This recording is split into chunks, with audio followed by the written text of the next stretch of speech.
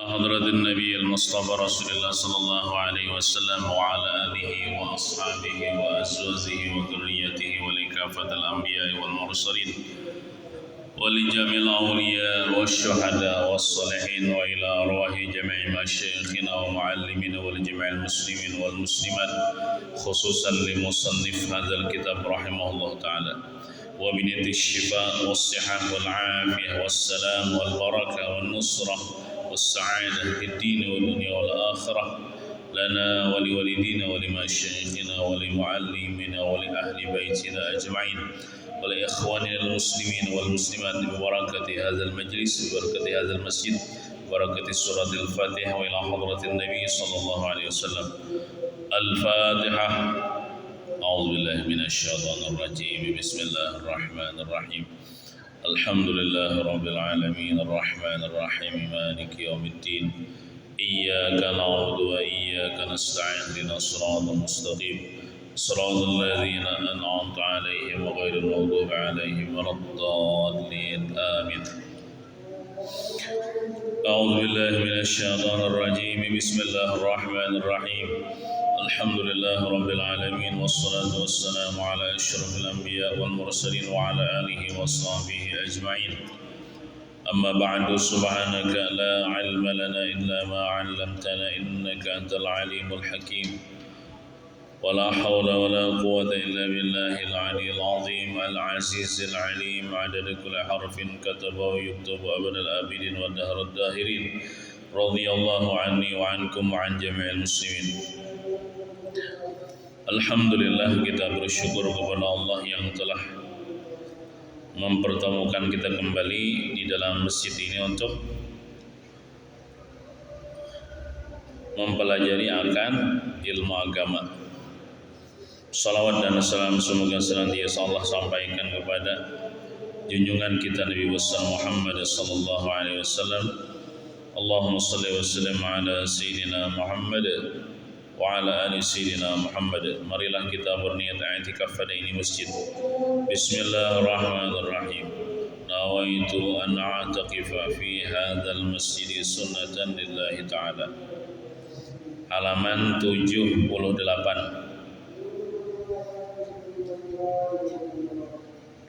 Baris ke-7. Bismillahirrahmanirrahim. Qala al-musannif rahimahullah ta'ala.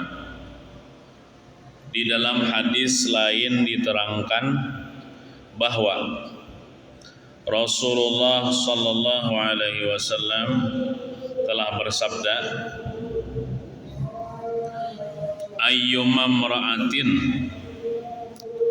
ista'tarat thumma kharajat famarrat ala qaumin liyajidu rihaha fahiya zaniyatun wa kullu ainin zaniyatun. Rawahul Imam Ahmad wan Nasa'i wal Hakim an Abi Musa al-Ash'ari, yang artinya setiap wanita yang memakai harum-haruman dalam kurung parfum atau minyak harum lalu keluar, maksudnya keluar rumah, jalan keluar rumah memakai minyak harum dan lewat di depan lelaki lain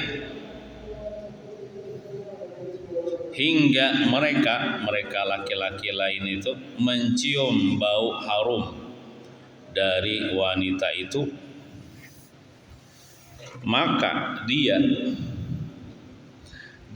perempuan atau dia wanita itu adalah pezina, disamakan perempuan penzina karena dosanya gonol keluar rumah berparfum, berjalan melewati lelakian, dicium oleh lelakian bau parfum bebinian itu, maka perempuan itu atau bebinian itu ujar Nabi adalah penzina, sama penzina maksudnya. dosanya. Dan setiap mata yang memandangnya adalah zina, mata yang berzina. Jadi zina itu ada zina tangan, zina mata, zina telinga, ada zina kemaluan.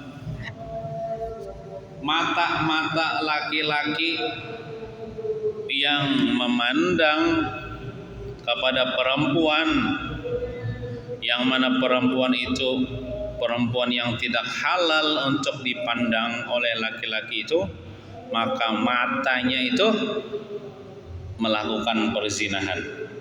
Zina mata namanya. Dosa mata. Hidungnya mencium, amun tak cium lah kada besing aja kada berdosa.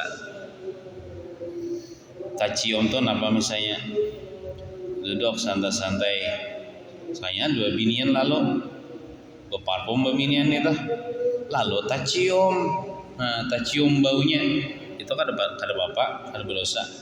Tapi kalau basilah mencium, ada misalnya perempuan di situ apa begana, perempuan itu bau parfum, dia tahu perempuan itu bau parfum, lo pastilah beparak ke situ, anak mencium bau parfum, maka itu hidung yang berdosa juga.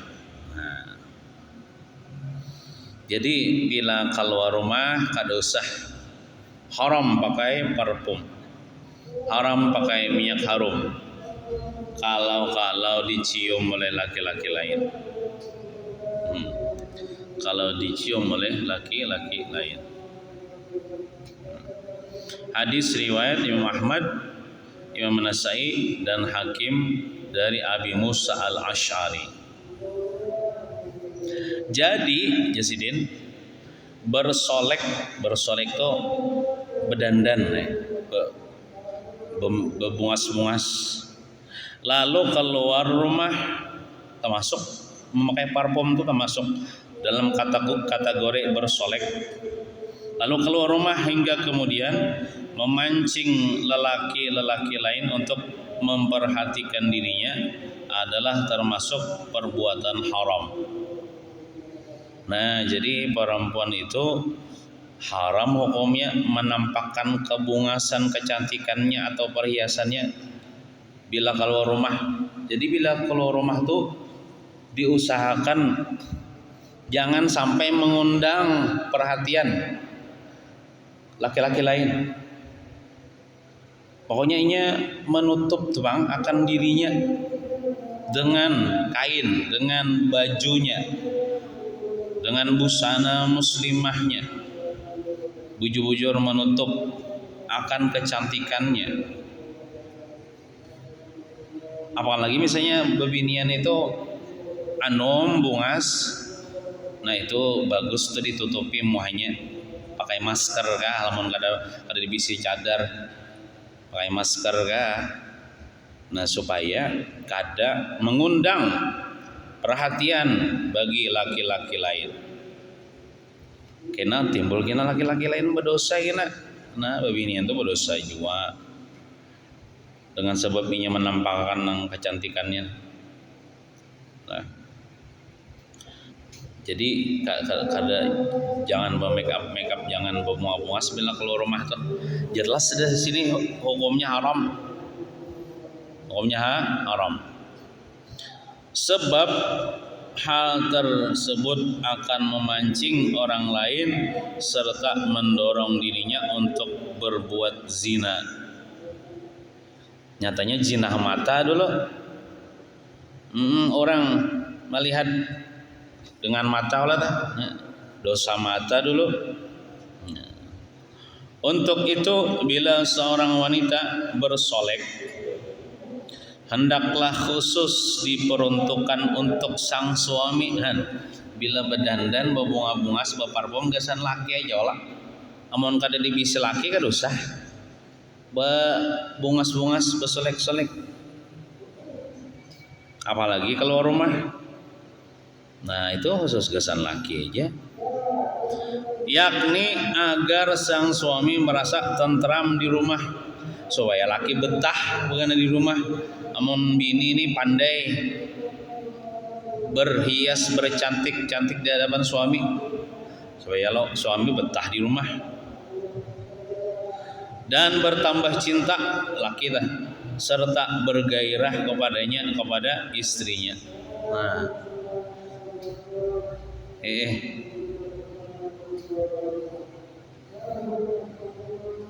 jadi jangan terpaling lah. Sudah keluar rumah, bunga-bunga sudah di rumah, ada bunga, ada berhias-hias, ada dan kesan laki. Nah itu terpaling ngarannya. Dan di akhir zaman ini kayaknya banyak terjadi. Apalagi misalnya kada ilmu, dikiranya boleh kalau keluar rumah berbungas-bungas bercantik-cantik. Apakah lagi kada pakai jilbab, dikiranya boleh kalau. Padahal hukumnya haram. Lakinya kada menegur, lakinya berdosa juga. Perlu diingat bahwa wanita yang tidak bisa memelihara diri dari incaran lelaki lain adalah termasuk ahli neraka. Ya sidin. Jadi kebalikannya, perempuan yang pandai memelihara dirinya, menutup kecantikannya, menutupi kebungasannya dari laki-laki lain, itu adalah wanita ahli surga. Nah, terserah aja lagi pilih yang mana. Tahu aja sudah ilmunya, mau hendak selamat di akhirat, ya tutupi diri, jangan mengobar-obar aurat, jangan menampakkan kecantikan. Tapi lah mau hendak masuk neraka, silahkan. Silahkan membuka diri, membuka kecantikan di hadapan laki-laki lain bila keluar rumah. Ya dua aja pilihannya, ada surga ada neraka, jelas saja teh. Nah, lawan kada uyuh juga, malah bianlah tak cerewet bedandan hendak orang tuh bebinian tah, bila keluar rumah badandan dulu tak cerewet. Tak keluar modal kan, nukar itu kayak duit kelak. Mana keluar modal, mana tercerewet, mana dosa pulang. Keluar rumah nih, menampakkan kecantikan. Nah jadi seadanya aja terus dandanan. Keluar rumah tuh lamun hendak selamat, termasuk tulak pengantinan. Kebanyakan tulak pengantin ini pindah bermungas-mungas pang bebinian di akhir zaman nih. Maksudnya tuh make up, begincu-gincu, parfum, memakai baju hanyar. Maka bajunya bergirap-girap pulang, harganya 1 juta. Anak menampilkan bang isahnya. Nah, itu hati-hati itu. Hati-hati. Kalau bisa bila tulak pengantinan tuh pakai baju nang paling buruk hendak selamat, jangan berparfum, jangan begincu, jangan bermake up, jangan bertulis kaning. Kalau perlu pian bila tulak pengantinan tuh pakai masker. Napa jurang betutup muka debu atau kemarau nih. Amun anak selamat kita bujuran tau lo menyampaikan yang sebujurnya, sesuai nang di kitab nih. Nah, tapi aku tuh haju sudah aja. Tuha gin biarlah amun didandangi bungas jua. Amun di make up bungas jua. Biar tuha. Inya banyak ya. Kai nakal nang maincar nini bungas. Nah, lama hendak selamat tah mengkada itu terserah aja sudah. Dalam kaitan ini Rasulullah sallallahu alaihi wasallam telah bersabda, "Uttuli'tu fil jannati." Maka hadis harus yang kita baca nah. "Uttuli'tu fil jannati fara'aitu aksara ahliha al-fuqara'a. Wattuli'tu fin nari fara'aitu aksara ahliha an-nisa'a." Rawahul Imamu Ahmad wa Muslim.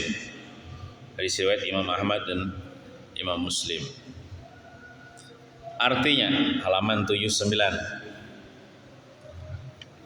Surga diperlihatkan kepadaku, ujar Rasulullah. Jadi Rasulullah ini waktu Isra Mi'raj itu sidin dilihatkan sidin kepada sidin neraka, dilihatkan surga.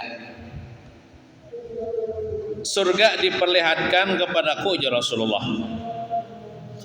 Dan aku melihat kebanyakan penghuninya adalah orang-orang fakir daripada orang Islam maksudnya. Amun orang fakirnya kafir, masuk neraka juga. Ini orang Islam, dia fakir waktu di dunia nih, dan ia sabar dengan kefakirannya. Artinya walaupun dia fakir, dia tetap menjaga iman. Dia tetap sholat. Dia tetap tidak mencuri. Dia tidak berani mencuri. Ini ada orang fakir, hendak cepat dapat duit, mencuri, korupsi. Itu fakir ahli neraka. Ini fakir ahli surga. Kebanyakan jadi Rasulullah, aku melihat di surga penghuninya orang-orang yang fakir waktu di dunia dia sabar dengan kefakirannya. Artinya walaupun dia fakir, dia tetap menuntut ilmu agama. Walaupun dia fakir, dia tetap sholat. Walaupun dia fakir, dia tetap menutup auratnya. Walaupun dia fakir, dia tidak menjual harga dirinya. Maka ujar Nabi lah, kadal faqru ayyakuna kufran. Hampir-hampir kefakiran itu bisa membawa seseorang menjadi kufur. Orang tuh sakit hidup fakir, amun imannya lemah biarlah datangnya orang-orang nang agama lain Islam nih menawari untuk masuk agama Kristen misalnya. Diberi duit 100.000 hakon, itu ada kuat imannya. Dan kadang-kadang usia kefakiran itu membawa kepada kekufuran. Men kada kuat iman. Maka parak sudah nih pemilu. Bisakah datang ke tempat-tempat pian orang berbagi duit, berbagi baju, berbagi amplop, isinya duit. Cuman ada gambar partai, gambar calon tertentu. Nah itu jelas saja tuh namanya suap sogok. Itu haram duitnya. Nah, amun lemah iman, hakon mengambil duit nang 50.000 itu, lalu mencocok nang siapa misalnya partai anu atau calon pemimpin anu. Aku tahu ya pada haram ya, tapi menggawi berarti lemah iman. Ujar Rasulullah bersabda, ar-rashi wal murtashi finnar. Orang yang menyogok dan orang yang disogok sama-sama pacangan masuk neraka. Karena duit haram. Orang menyampaikan aja bang terserah yang mbahnya aman ulun lah. Ada orang ke rumah aja menjulungi sembako kah apakah duit kah apakah, tolong dokong aku cocok nang anu calon anu pada kon ulun. Ada jalan bau beli aja duitnya ulun kada nerima, minta maaf. Karena itu haram hukumnya menyogok neta. Tapi ada juga lah sebagian orang berpandir kayak ini, ambil duitnya jangan coblos orangnya. Itu naranya berdusta pulang. Sedangkan niat orang nang menjolong toh, nah duit kenalah dokong aku. Ternyata kita ambil duit kita, tapi kita kadang mendokonginya. Itu namanya kita mendustainya pulang, haram juga duitnya tuh. Nah haram juga tuh duitnya. Amunnya nyapangnya memberi aja, cuman kada bapandir apa-apa. Nah, amun kada bapandir apa-apa, ambillah, boleh aja. Nah, jarak aku nih misalnya ulun nih calon bupati misalnya nih, anak dipilih, lalu ulun nih memberi pian duit, memberi aja. Kada ada nang bapandir. cobloslah saya, ada beban apa-apa memberi aja ya, ambil aja boleh aja. Tapi kalau ada iming-imingnya, nah itu terserah biar aja lah ulun menyampaikan aja. Yang pasti duitnya tuh duit haram. Bila kita tak makan yang haram, kita beribadah bisa kada diterima Tuhan. Kita berdoa kada dikabulkan Tuhan. Duit yang haram itu ditukarakan ka makanan, kita makan tak makan haram. Kullu lahmin nabata min haram fannaru aula bihi. Setiap darah daging yang tumbuh daripada makanan yang haram, maka lebih utama dia masuk neraka. Utama baginya tempatnya di neraka. Amnya duit haram ini karena kalau dia apa-apain biar tukarakan ke baju, bawa bajunya tuh beribadah kada diterima Tuhan ibadah. Diberiakan ke orang tak salah juga. Orang tak makan haram juga. Amun fatwa guru Anang Syarani Arif di Kampung Melayu. Jasirin amun duit haram itu dibakar tuh bang. Solusinya dibakar.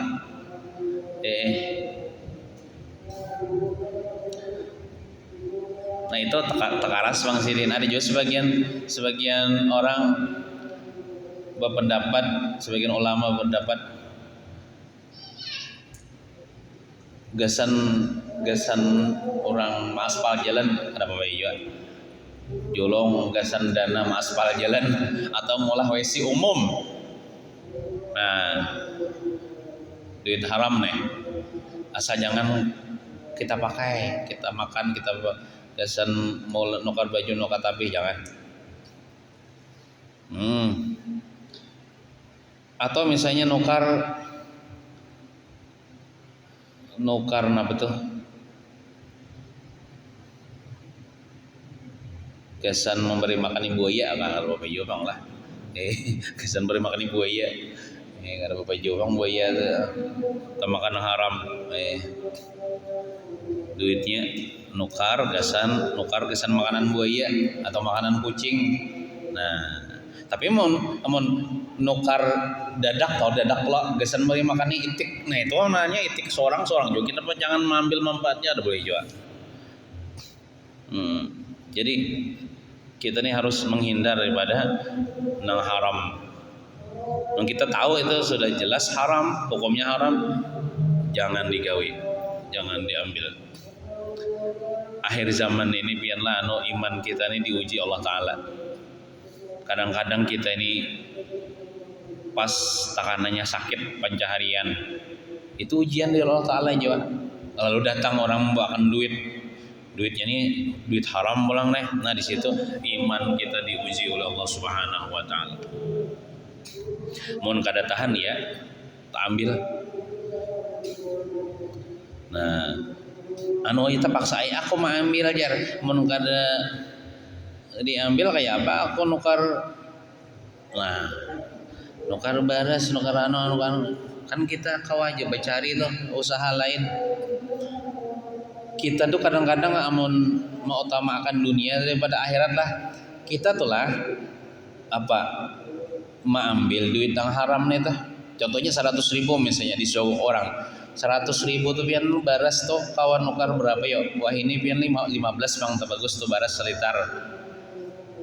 15 tuh kan sawat 10 liter josa 10 liter tuh pian seminggu pian habis. Artinya seminggu aja tuh dia menikmati tuh seminggu aja dah. Tapi pian lah aku lah 1000 tahun dibanam dalam api neraka. Nang penderitaannya tuh lawas, nang menikmati tuh satu mata aja juga. Imbah nang keluar di jamban habis. Ada lagi kisahnya. Cuman penderitaannya lawas di dalam api neraka. Ada apa aja paling sehari 2 hari di neraka menyandang. Sehari di neraka tuh sama dengan 1000 tahun di dunia. Sehari di neraka lah sama 1000 tahun di dunia. Kita di dunia ini kada kita hidup kada sampai 1000 tahun lagi 100 tahun kan belum lagi awas sudah ulah nih. Nah sehari di akhirat itu di neraka itu sama 1000 tahun di dunia. Nah jangan sampai kita menjual iman kita, menggadaikan iman kita gara-gara sedikit daripada yang haram itu. Lebih baik kita sabar aja.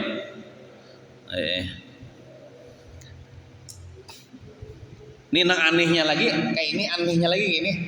Seorang di rumah ada aja bisi duit 10 juta. Ada nama nyogok misalnya 100.000, nah pilih aku mah ambil 10.000 itu. Seorang bisi nah halal 10 juta, aku ambil nang 100.000 nah haram itu. Di mana malah akal. Amun orang tuh kada bisi duit lalu, iya kok orang labih ya oleh, tapi kada boleh hijau bang orang ini kada bisi duit lalu menerima nah haram tuh. Iya mungkin karena terpaksa leh. Ini ada duit pian bisi duit 3 juta 2 juta di rumah. Ada orang yang memberi yang haram itu mengambil. Tuhan tuh sudah menyediakan yang halal di rumah cukup aja. Kenapa mengambil yang haram?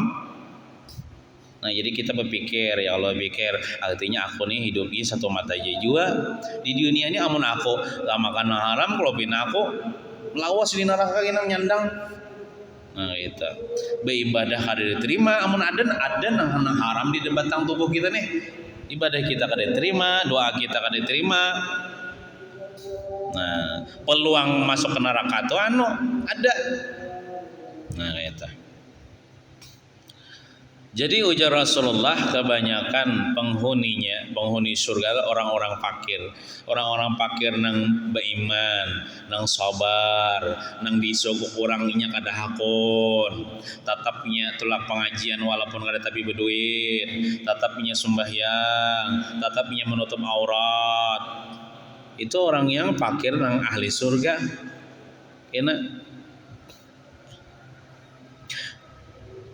Bapak orang sugih kan masuk surga lah.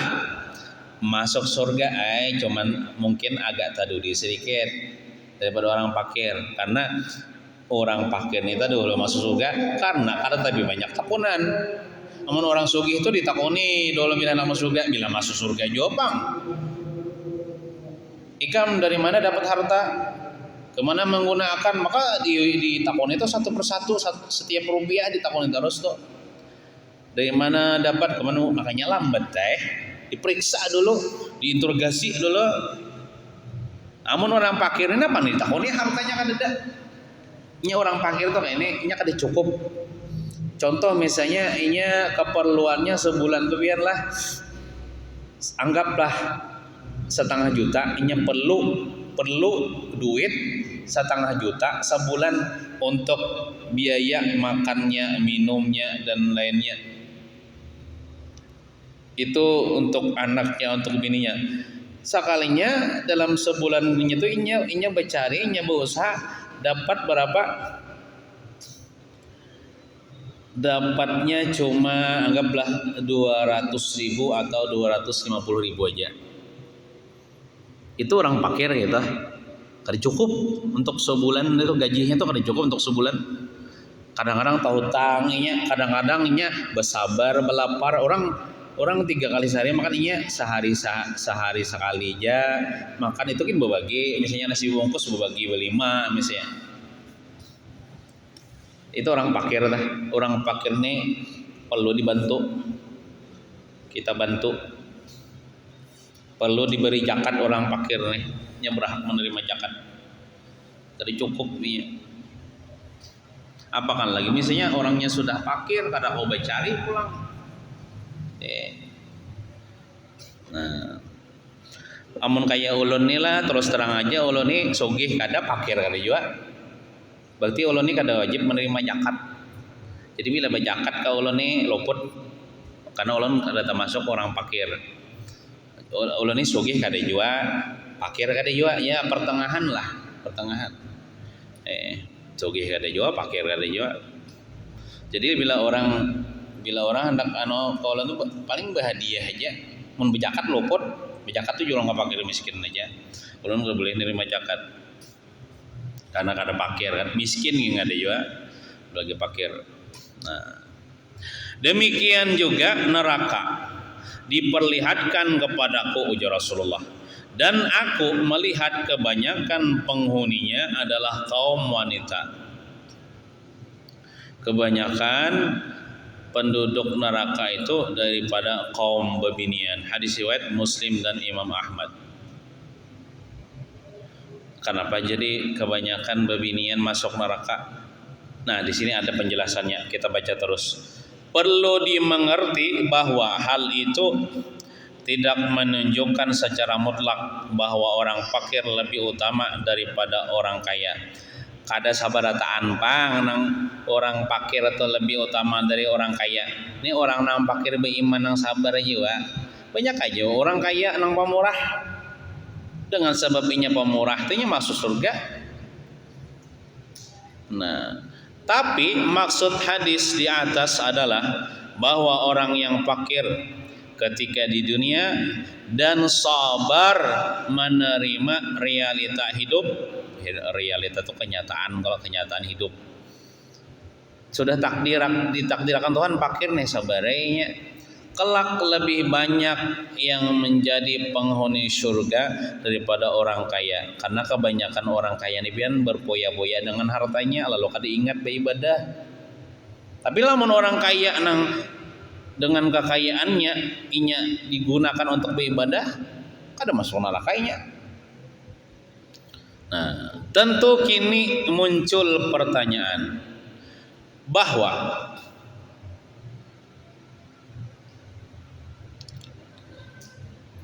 kebanyakan penduduk dunia adalah orang-orang fakir.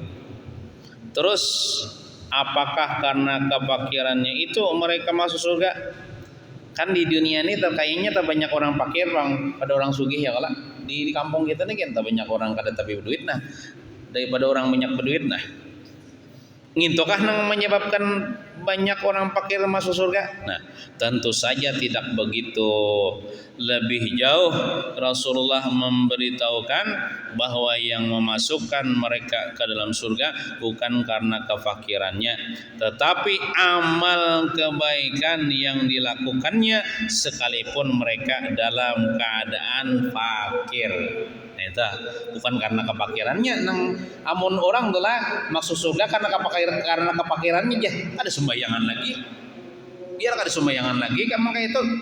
Orang fakirnya amun bacakan kefakirannya menyebabkannya masuk surga, tapi kan kayak itu.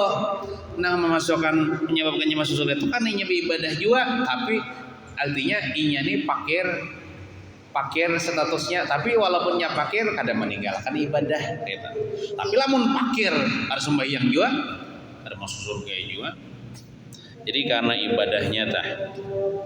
Berarti orang kaya gitu ya lah.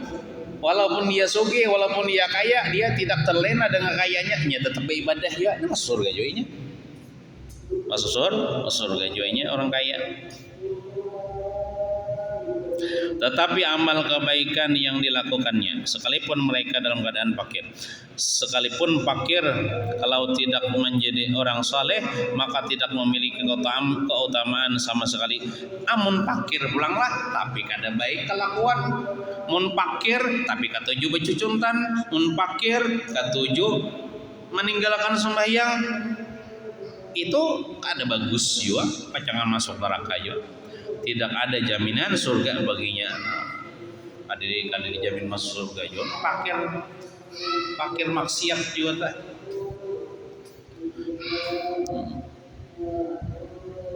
Syekh Azizi menerangkan bahwa lahiriah hadis, maksudnya pada zahirnya hadis, pemahaman secara zahir nih lahiriah atau hadis di atas adalah menganjurkan kepada umat Islam agar tidak rakus terhadap keduniaan.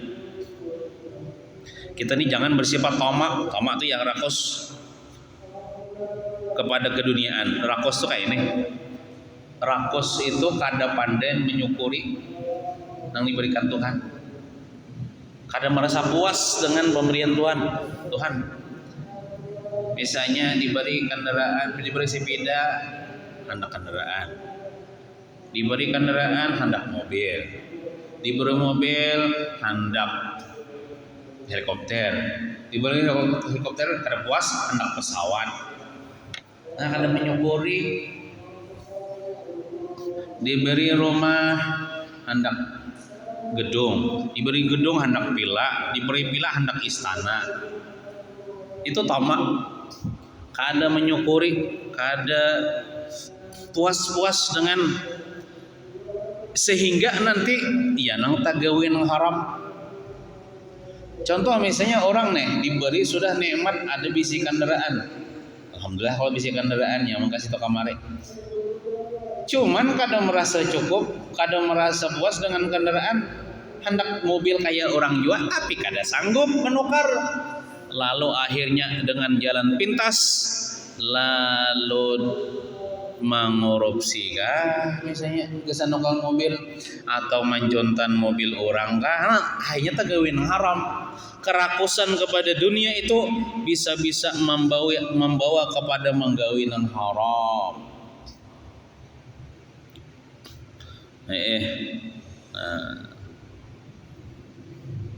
Dan menganjurkan kepada kaum wanita agar senantiasa memelihara agama supaya tidak masuk neraka.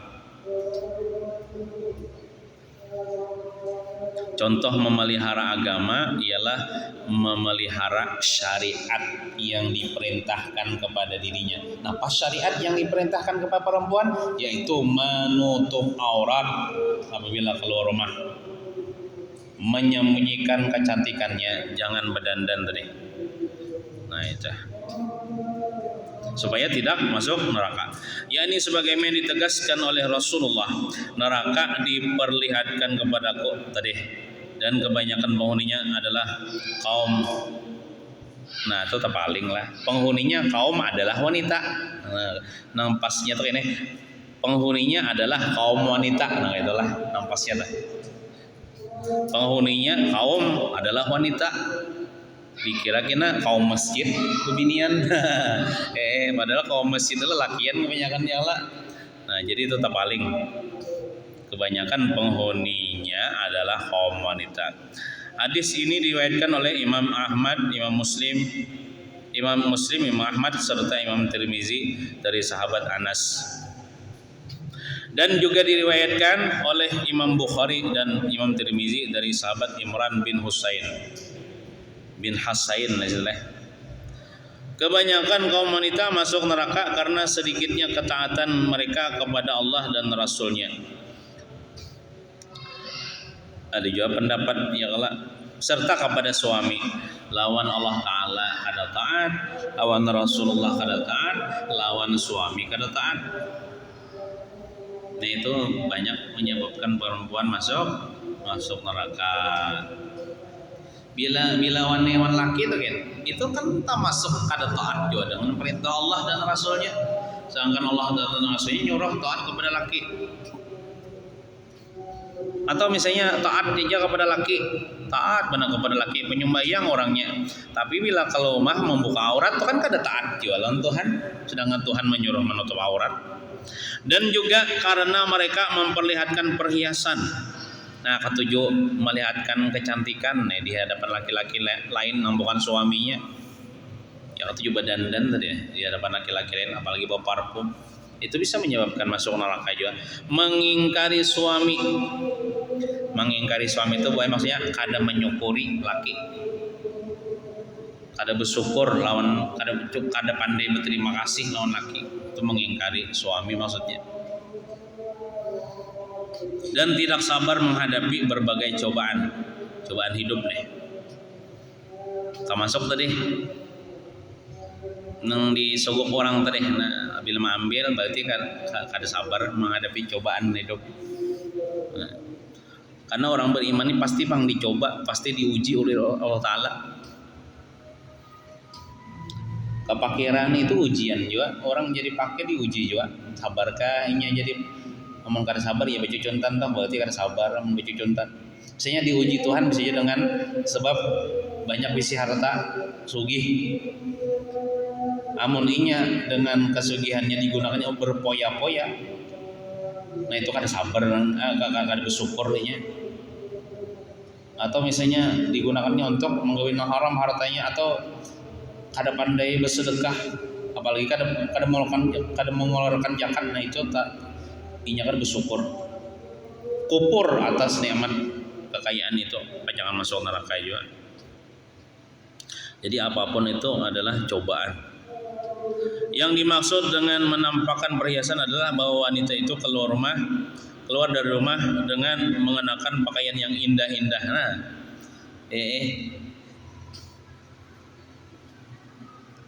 jadi pakaian yang bagus-bagus tuh digunakan menghadapi laki ya. Amun berarti kan nih agama kita ini kan manuakan supaya kada tapi banyak modal kalau nih ya Allah. Sedangkan berpakaian yang indah-indah itu bila keluar rumah pacangan dapat dosa, berarti randol kada nukar baju kan itu maksudnya. Bersolek mempercantik diri, dan keluar rumah untuk membuat fitnah kepada orang lain. Maksud membuat fitnah itu maksudnya ini, gara-gara inya bungas keluar rumah lalu banyak orang cangangan, timbul kena dalam pikirannya tuh mahayal-hayal. Jadi lelakian yang bila katuju melihat bebini yang bungas mahayal-hayal ya tak mahayal apa kata. Yakni dengan cara menarik perhatian serta memikat orang lain sehingga jatuh cinta kepadanya, walaupun bukan dengan cara bepandir. Bebinian telah bungas, pakai perhiasan, pakai baju nang mewah, pakai parfum, pulang keluar rumahnya itulah pengantinan lah, anggaplah itulah pengantinan. Biar montongnya tuh kada marayu lalakian, biar montongnya tuh kada berkata-kata, tapi tingkah lakunya itu membuat orang terayu, membuat orang jatuh cinta kepadanya. Nah, kalau wanita itu selamat dan aman dari fitnah yang menimpa dirinya, tetapi lelaki lain terkadang justru tidak selamat dari fitnahnya. Inya tuh misalnya kada pacangan tergoda oleh laki-laki lain, tapi laki-laki lain tergoda melihat inya. Nah itu ini bininya ini pendiam aja orangnya, kada bisa menggoda-goda laki-laki lain. Cuman kecantikannya itu membuat orang tergoda. Nah, oleh karena itu Rasulullah SAW menegaskan, al-mar'atu auratun fa iza kharajat min baitiha istashrafaha syaitan wa akramu ma takunu al-mar'atu min Allah idza kanat fi baitiha. Nah hadis pulang kita bacalah. Nah, hadis baca. Wahai wanita, tubuh wanita seluruhnya itu walaupun dia memakai pakaian itu hakikatnya adalah aurat. Artinya amun aurat tuh kada boleh ditampayakan. Artinya amun kaya ulun ni kada boleh memandang, menjanaki bini orang.